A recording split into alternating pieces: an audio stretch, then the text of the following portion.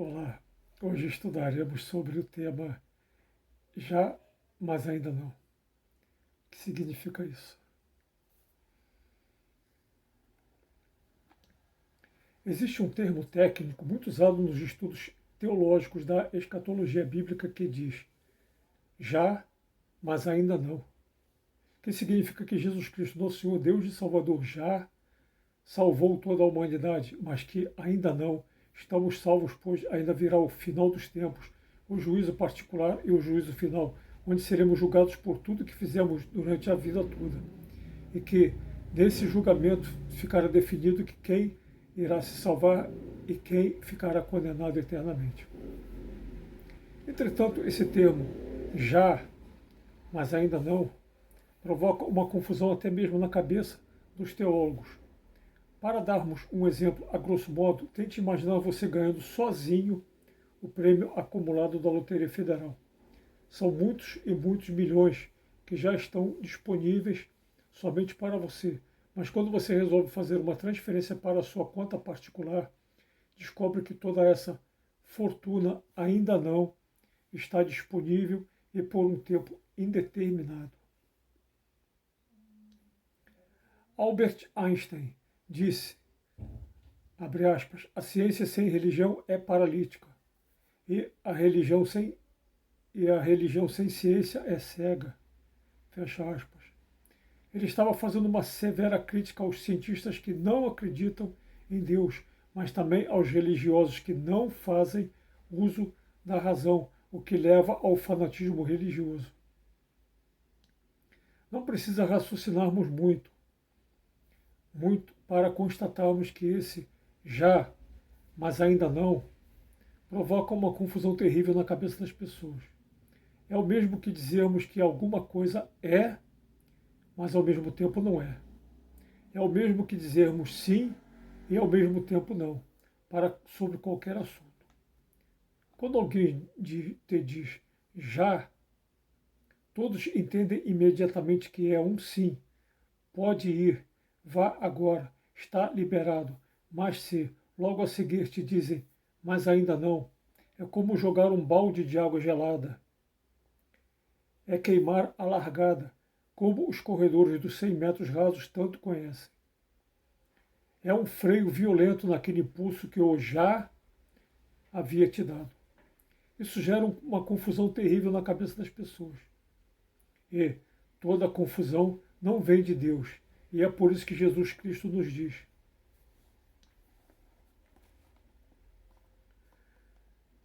abre aspas, seja o vosso sim, sim, e o vosso não, não. O que passa disto vem do maligno, fecha aspas. Mateus 5, 37. Agora vamos conhecer o contexto teológico e histórico desse já, mas ainda não. Há 2 mil anos atrás, Jesus Cristo, nosso Senhor, Deus e Salvador, deu um já com a sua graça para a salvação de toda a humanidade. E até o início do século V estava tudo bem, até que um teólogo chamado Pelágio seduziu muitos clérigos importantes, incluindo o Papa Zósimo e até o próprio São Jerônimo, com suas doutrinas revolucionárias. Pelágio ensinava que possuímos um livre-arbítrio ilimitado, a tal ponto de aceitarmos ou recusarmos o Senhor Deus e a sua salvação, o que poderemos entender como mas ainda não. Santo Agostinho, o bispo de Hipona, percebendo o absurdo dessa doutrina, resolveu combatê-la intensamente, convencendo o Papa Zósimo e São Jerônimo de que essa doutrina revolucionária é, na verdade, uma terrível heresia. Santo Agostinho disse que, abre aspas, o livre-arbítrio perdeu-se na queda de Adão, no jardim do Éden, fecha aspas, conforme está no Dicionário de Religiões, Crenças e Ocultismo, dos pastores George Mater e Larry Nichols, editora Vida, na página 117. Esse pensamento de Santo Agostinho é confirmado num documento do Concílio Vaticano II, chamado Gaudium et Spes, onde nos números 13, 17 e 78 nos revela que com a queda de Adão e Eva, o livre-arbítrio humano ficou diminuído, ferido, enfraquecido. E no número 244, a queda de Adão e Eva, abre aspas, deixou a inteligência obscurecida e enfraquecida, fecha aspas. E todas essas informações podem ser encontradas no livro Os Maiores Teólogos Respondem, de vários autores, edições paulinas, de 1968, na página 15. Esse combate de Santo Agostinho contra as heresias de Pelágio foi tão intenso que Santo Agostinho escreveu 15 tratados em 35 livros durante 18 anos, durante 18 longos e ininterruptos anos, revelando a supremacia da graça de Deus sobre o nosso livre-arbítrio, ao ponto de Santo Agostinho entrar para a história como o doutor da graça. Mas, infelizmente, o combate de Santo Agostinho foi em vão, pois a heresia de Pelágio permeia as interpretações bíblicas da Igreja até os dias de hoje. Tanto que no Concílio de Trento, mais conhecido como Concílio da Contra-Reforma, foi declarado que, abre aspas, tão pouco se definiu como conciliar as duas proposições, de que a salvação se deveria à graça de Jesus Cristo, de um lado, e que as decisões livres do arbítrio humano seriam necessárias à salvação do outro. Contradição que provocaria inúmeras disputas doutrinárias, fecha aspas. Segundo está no livro O Livro de Ouro dos Papas, escrito pelo famoso historiador britânico Paul Johnson, e de ouro, no final da página 210. Ou seja, de nada adiantou Santo Agostinho ter combatido tanto essa heresia de Pelágio. Ainda no final desse século XVI, abre aspas, as controvérsias acerca da conciliação entre o livre-arbítrio e a graça voltaram à tona, fecha aspas. O Livro de Ouro dos Papas, no meio da página 226. Essas, abre aspas, controvérsias, fecha aspas, chegaram ao tal ponto que os papas Clemente VIII e Paulo V, no início do século XVII, impuseram silêncio a essas controvérsias, infelizmente. Segundo o Livro de Ouro dos Papas, na página 227.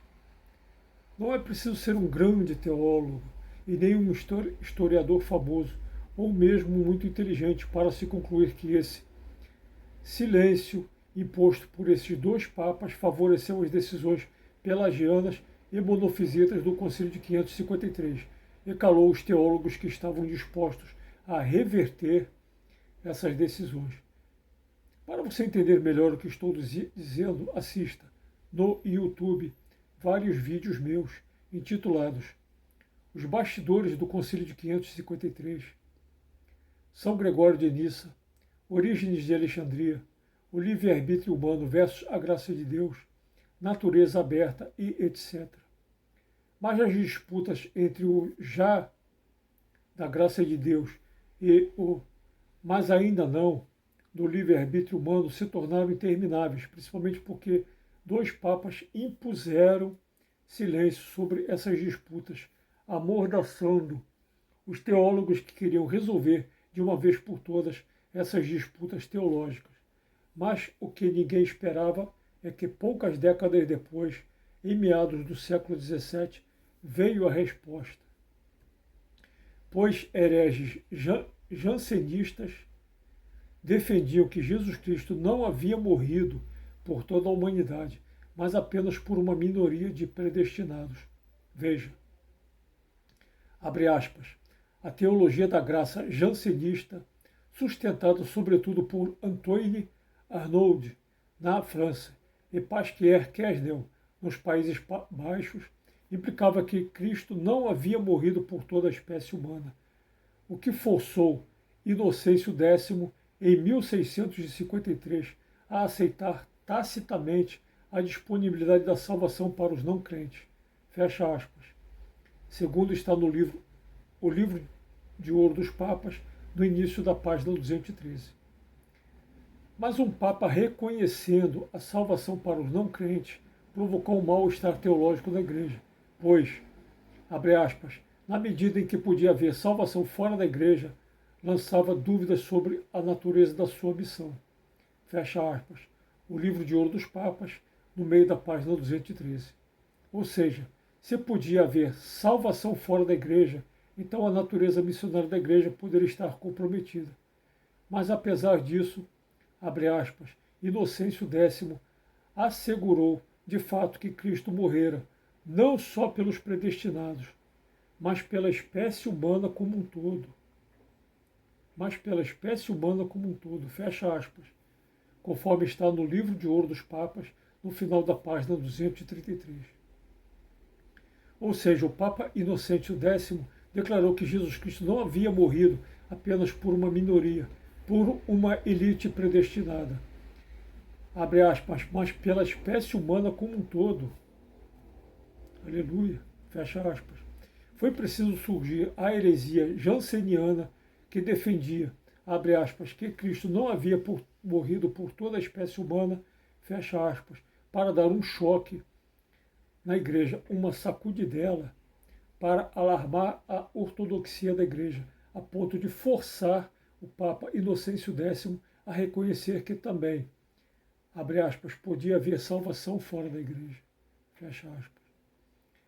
Essa declaração do Papa Inocêncio X pôs em xeque a decisão do Concílio de Trento, promulgada um século antes, de que não havia salvação fora da Igreja Católica.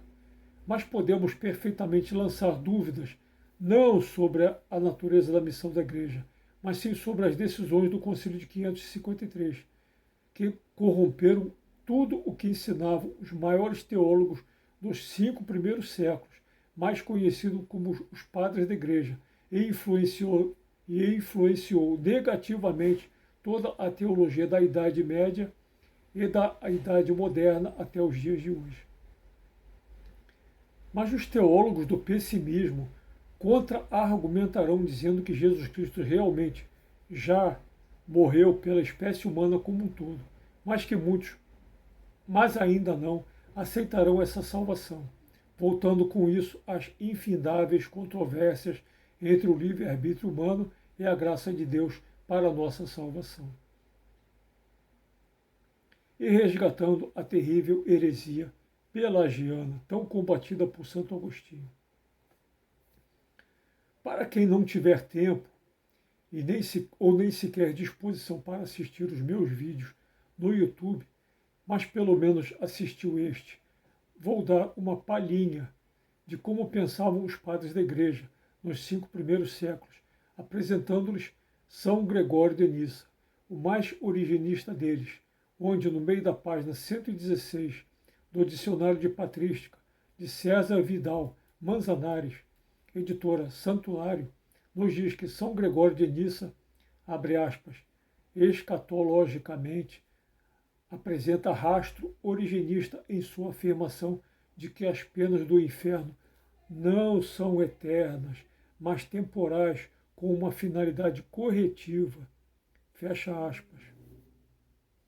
E por favor, estudem quem foi São Gregório de Nissa e descubram o grande teólogo que ele foi. Entretanto, quem não concordar com tudo que apresento neste ou em outros vídeos, desafio que reflita por que será que, quando Jesus Cristo salvou toda a humanidade, não pediu o consentimento de ninguém e nem fez isso porque merecíamos. Louvado seja Deus.